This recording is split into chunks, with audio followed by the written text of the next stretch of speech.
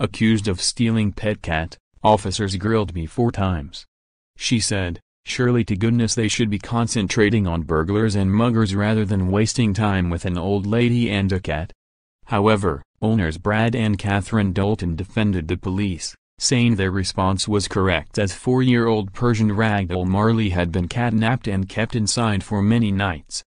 Last year he became trapped in a temporary greenhouse in Miss Key's garden, which backs onto the Doultons' home. Miss Key, a model in the 1960s, said, "When I found him he was thin and needed feeding up. He has big beautiful eyes and a lovely coat and he liked to play. I didn't know he had been living in my greenhouse. I thought he was a stray and I liked him sleeping at the end of my bed." When Mr. Doulton visited Ms. Key's bungalow to see if she had seen their missing cat, he saw Marley on her sofa and a row followed when Miss Key refused to return it. A female police officer visited twice asking Miss Key to stop feeding the cat. 2 policemen turned up on her doorstep on May 29. Miss Key recalled, "It was such a shock seeing them standing there. I burst into tears when they served me with a community protection notice which is normally given to burglars.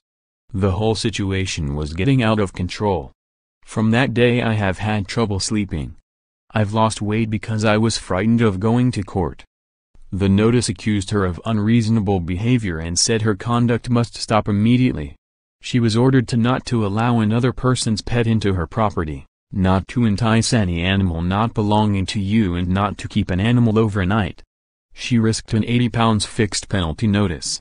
If the matter went to court she risked a fine of up to £2,500. Ms. Key insists that Marley continues to visit her home because she leaves her doors open. A letter from Kent Police, presented on a 4th visit, warned her against keeping pets that do not belong to you. After Miss Key went public with the story last week, police backtracked, rescinded the notice and said an officer had been given words of advice. She said, "The situation is ludicrous and has affected my health. He likes coming to my house. I don't have a cat flap but I keep the doors open if he wants to leave. There are 2 dogs at his house, so he comes here for a rest. Surely the police have better things to do than investigate all this." However, Mrs. Doulton said, Marley was catnapped. She was keeping him in overnight which was causing us distress. Marley is loved by everyone in the family, especially my granddaughter Emily, and we all missed him. Marley is a complete tart and floozy, a right show-off and most of the neighbors know him. He has a lovely coat and wonderful eyes.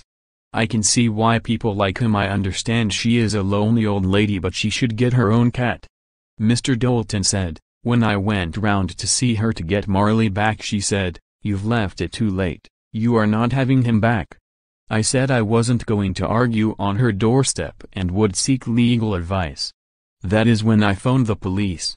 I have never felt so stupid in my life, phoning the police to say someone has stolen my cat." He said police said they would serve a notice but were concerned about how she might react. Nevertheless they insisted it was the right approach. Mr. Doulton said we had tried everything and nothing worked. At one stage she offered to buy Marley from us but we said, "Sorry, we don't sell family members. We have tried to be reasonable all along. The stick the police are getting is not fair."